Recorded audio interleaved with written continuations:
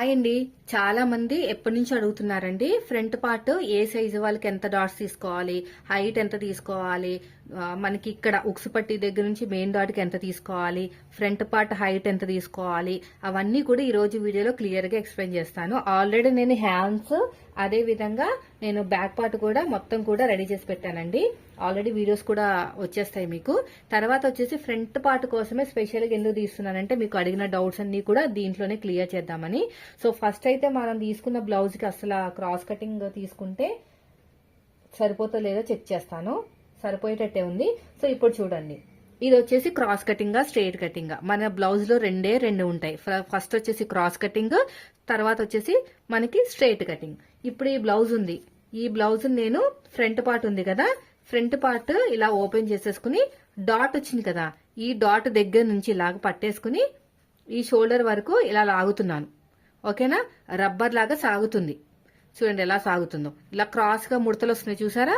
ఇంకోండి, ఇది cross cutting. ఇలా సాగదు క్రాస్ కటింగ్ అయితే. అది వచ్చేసి స్ట్రైట్ కటింగ్. ఇప్పుడు స్ట్రైట్ కటింగ్ అనుకోండి, ఇలా వేసేసుకుంటే మనకి సరిపోతుంది.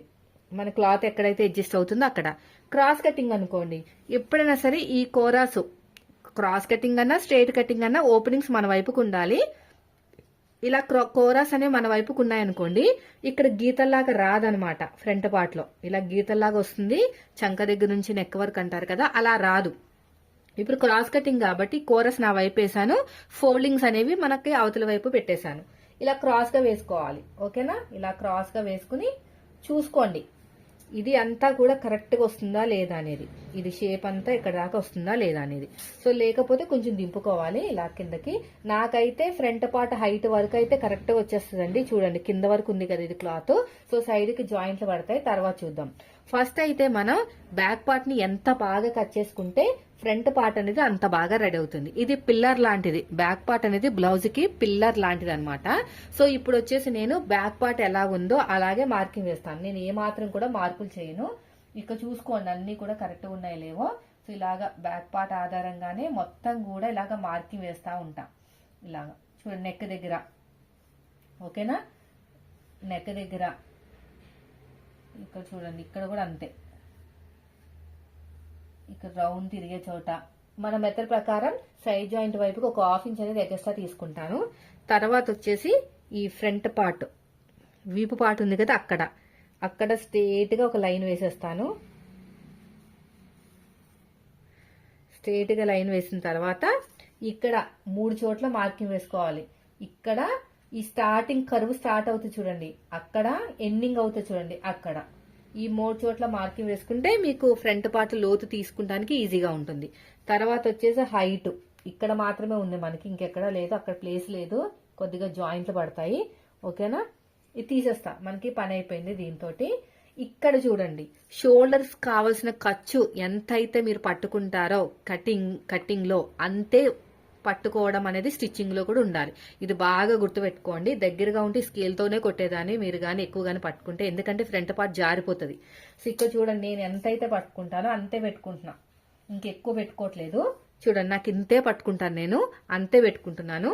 అయితే మనకి చాలా మంది ఏం చేస్తారంటే కటింగ్ చేసేటప్పుడే ఇక్కడ చూసారా నెక్ దగ్గర ఇలాగ స్లోప్ ఇచ్చి కట్ చేస్తారన్నమాట. నేను అది చేయనండి, నేను కుట్టేటప్పుడు స్లోప్ ఇస్తాను. అది నేను ఎప్పుడైనా కుట్టేటప్పుడు చూపిస్తాను మీకు. ఓకేనా, భుజాలు జారకుండా. సో దాని సంగతి తర్వాత చెప్తాను. ఇప్పుడు కరువు తిరిగే చోట ఒక 1/2 ఇంచ్ అనేది ఇలాగ లో తీసుకోవాలి. ఆ లోత్ అనేది ఇక్కడ మిడిల్ లో ఒక మార్కింగ్ వేసాం కదా, అక్కడ ఒక 1/2 ఇంచ్ లో తీసుకుని స్టార్టింగ్ నుంచి వెళ్ళాలి. స్టార్టింగ్ నుంచి ఈ 1 పాయింట్ స్టార్ట్ ఉంది కదా మార్కింగ్, అక్కడ నుంచి ఈ 1/2 ఇంచ్ అనేది ఇలా కలుపుతూ ఆ 3వ గీతలోకి కలిపేసుకోవాలి. తర్వాత వచ్చేసి మీకు హైట్, ఫ్రంట్ పార్ట్, నెక్ అదనేది కస్టమర్ చాయిస్ అనమాట, కస్టమర్ ని బట్టి ఉంటుంది. సో ఇప్పుడైతే నేను ఫ్రంట్ పార్ట్ నెక్ కరెక్ట్ గా రావాలి అంటే, మీ ఆది బ్లౌజ్ ఉంటుంది కదా, అలా కరెక్ట్ గా రావాలి అంటే ఎలా కట్ చేయాలో చెప్తాను. ఫస్ట్ అయితే ఇలా పెట్టేసుకోండి, ఒక ఫ్రంట్ హుక్ పెట్టేసేయండి. ఎందుకంటే మనం బ్లౌజ్ వేసుకుంటే ఫ్రంట్ హుక్ పెట్టుకుంటాం కదా, ఈ షోల్డర్ జాయింట్ అనేది కరెక్ట్ గా ఉండాలి. ఈ షోల్డర్ జాయింట్ కరెక్ట్ గా ఉండి అడ్డంగా ఒక స్కేల్ పెట్టేసేయండి ఇక్కడ. ఓకేనా, స్కేల్ పెట్టేసుకుని పైన షోల్డర్ కుట్టు దగ్గర నుంచి, ఓకేనా, షోల్డర్ కుట్టు దగ్గర నుంచి ఇక్కడ వరకు ఎంత వచ్చిందో చూడండి, ఈ డీప్ వరకు 6:30 వచ్చింది. ఓకేనా, బాగా గుర్తుపెట్టుకోండి 6:30. ఈ 6:30 అనేది రెడీ అయిన తర్వాత 6:30 కదా, మరి మనం కుట్టిన తర్వాత 6:30 రావాలి. ఓకేనా, ఇప్పుడు కుట్టిన తర్వాతే కదా 6:30 వచ్చింది ఆది బ్లౌజ్. మనం కూడా కుట్టిన తర్వాత 6:30 రావాలి అంటే ఇక్కడ గీత ఉంది కదా, పైన గీత చూడండి, ఈ పైన గీత నుంచి కొలవాలి. ఓకేనా, ఈ పైన గీత నుంచి కొలిస్తే 6:30 వస్తుంది. 6:30కి మార్కింగ్ వేయాలి. ఓకేనా, ఇంకా ఖర్చులు అవన్నీ కూడా దీంట్లోకి వెళ్ళిపోతాయి. ఇంకా మరి వేరేది ఏం ఆలోచించకండి, ఈ ఖర్చులు అవన్నీ కూడా వెళ్ళిపోతాయి. ఇప్పుడు ఇలా కట్ చేసామంటే కుట్టిన తర్వాత కూడా 6:30 వస్తుంది. ఓకేనా, ఇప్పుడు రౌండ్ నీట్గా ఇలాగా తిప్పేసుకోండి. పైనుంచి వచ్చి ఇలా నీట్ గా రౌండ్ అనేది తిప్పేసుకోవాలి. మాకు రావట్లేదు అక్క అనుకుంటే మాత్రం మీరేం చేయాలంటే కరువు స్కేల్ తీసేసుకుని ఇలాగ నీట్ గా రౌండ్ అనేది తీసుకోండి. కొంతమందికి ఎలా ఉంటుందంటే వి షేప్ వస్తుంది అక్క కుట్టిన తర్వాత అంటున్నారు. అప్పుడు ఏం చేస్తారంటే ఇలా లోపల నుంచి ఇలాగా తీసుకోండి. ఇలాగా లోపల నుంచి కొంచెం ఈ గీత ఉంది కదా, ఈ గీత లోపల నుంచి 2 గీతల లోపల నుంచి ఇలా రౌండ్ తీసుకుంటే వస్తుంది. ఇది వచ్చేసి మనకి క్రాస్ కటింగ్ కాబట్టి సాగుతుందండి, ఆటోమేటిక్ గా రౌండ్ అనేది వస్తుంది. చాలా మంది ఫేస్ చేసిన ప్రాబ్లమ్స్ ఏంటంటే స్ట్రేట్ కటింగ్ కి అలా వీ షేప్ వస్తుంది అనమాట. అలాంటప్పుడు లోపల నుంచి ఇలాగ నీట్ గా రౌండ్ చేసుకుంటూ రావాలి. సో ఇది అయిపోయింది, క్లియర్ కదా మీకు ఇక్కడ. తర్వాత వచ్చేసి ఫ్రంట్ పార్ట్ హైట్ సాగదీయడం వల్ల మీకు ఫ్రంట్ పార్ట్ జారిపోయినట్టు ఉంటుంది అనమాట. ఓకేనా, చూడండి ఇక్కడ మెయిన్ డాట్ ఉంది కదా, ఇలా పట్టేసుకుని ఇలా వదిలేయండి అంతే. మీరు దాన్ని ఏం చేయొద్దు, అసలు ఆల్రెడీ వాడిన బ్లౌజ్ సాగిపోయి ఉంటది. సో చాలా మంది అడుగుతారు, మనకి బ్యాక్ పార్ట్ లో హైట్ పెంచినప్పుడు ఫ్రంట్ పార్ట్ హైట్ పెంచాలా అని. ఎప్పుడు పెంచుతాం బ్యాక్ పార్ట్ హైట్? చాలా పాత బ్లౌజ్ ఇస్తే సింక్ అయిపోతే పెంచుతాం. ఈ ఫ్రంట్ పార్ట్ మాత్రం జారిపోయి ఉంటది, వాడి చెస్ట్ బరువుకి సాగిపోయి ఉంటది. అప్పుడు నేను ఏం చేస్తానంటే అసలు పెంచను.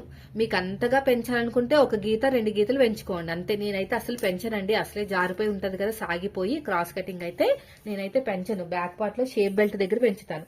దాని గురించి మళ్ళీ నెక్స్ట్ వీడియో చెప్తానండి. ఇలా పెట్టేసేయండి ఇంకోండి ఇలాగా. ఓకేనా, దీని ఏం చేయకూడదు. పైన షోల్డర్ కుట్టుంది కదా, అక్కడి నుంచి కింద చూడండి, ఇది మనకి షేప్ బెల్ట్ కుట్టు, దీనికి ఖర్చు కింద. ఓకేనా, ఇది కింద ఇక్కడ వరకు కొలవాలి.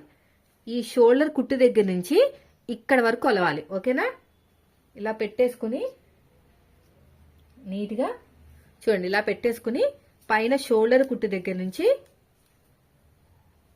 ఇంతవరకు నాకు 13 ఇంచులు వచ్చింది. మీరు ఎప్పటి నుంచి అడుగుతున్న డౌట్ ఇదే కదా, 13 ఇంచులు వచ్చింది పైన షోల్డర్ కుట్టి దగ్గర నుంచి కింద ఖర్చుతో కలిపి.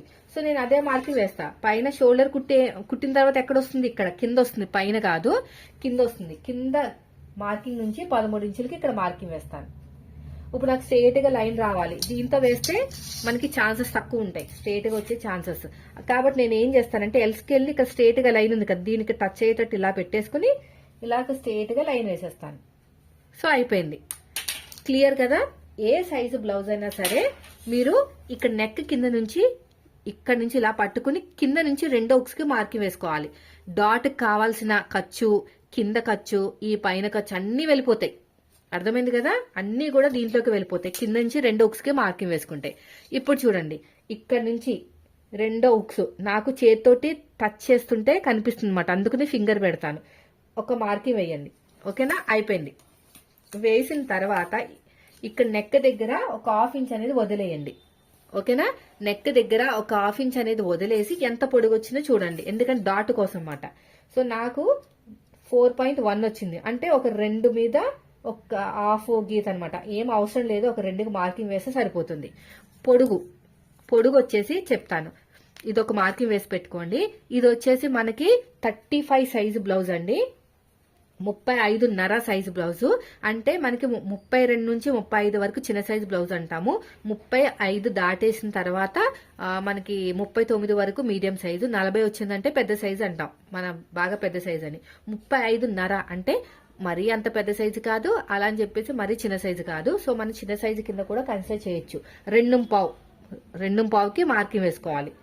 ఓకేనా, 2.5కి మార్కింగ్ వేసుకోండి. ఇక్కడ కూడా 2.5కి వేసుకోండి మార్కింగ్, సరిపోతుంది. అందుకని ఇక్కడ ఆగమని చెప్పా. డాట్ కి మధ్యన గ్యాప్ అది మన చేతిలో లేదండి, పూర్తిగా మన చెస్ట్ సైజుని బట్టే ఉంటది. అది ఒక విషయాన్ని బాగా గుర్తుపెట్టుకోండి, చెస్ట్ సైజుని బట్టి మాత్రమే ఉంటుంది.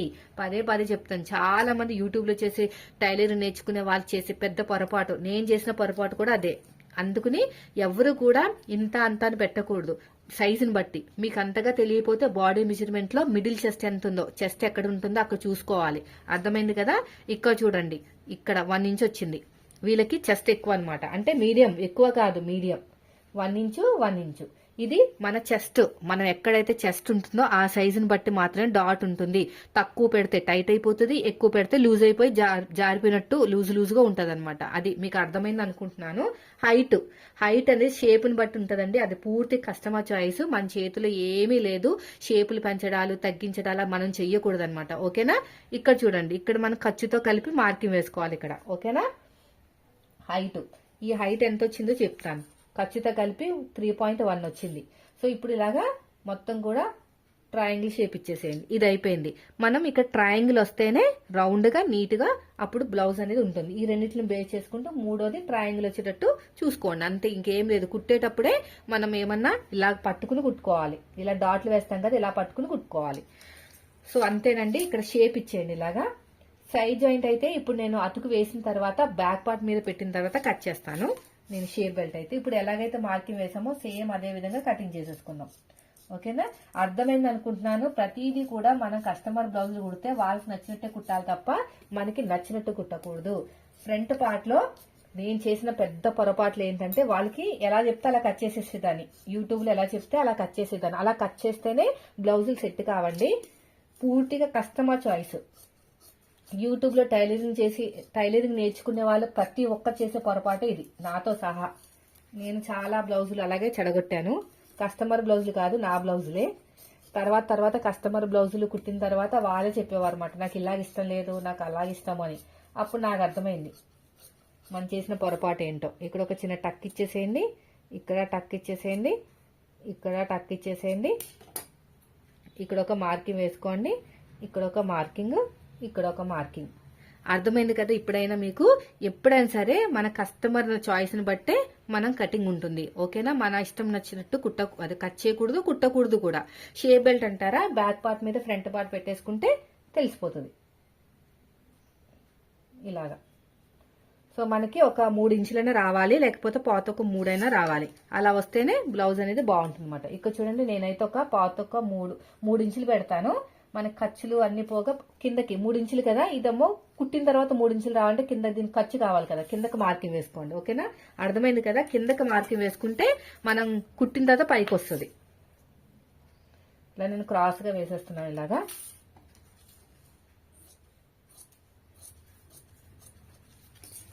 ఇప్పుడు ఇక్కడ ఎంత వస్తుంది, 3 ఇంచులు. ఓకేనా. 3 ఇంచులు వస్తే సరిపోతుంది, అంతే. సో ఇదండి, మనం ఎవరైతే యూట్యూబ్ లో చూసి టైలరింగ్ నేర్చుకుని ఫ్రంట్ పార్ట్ కట్ చేస్తున్నామో వాళ్ళు ఈ పొరపాట్లు మాత్రం చేయకండి. ఓకేనా. వీడియో నచ్చితే లైక్ చేయండి. ఇలా కట్ చేస్తారంటే కస్టమర్లు మిమ్మల్ని వెతుక్కుంటూ వస్తారు. Thank you for watching.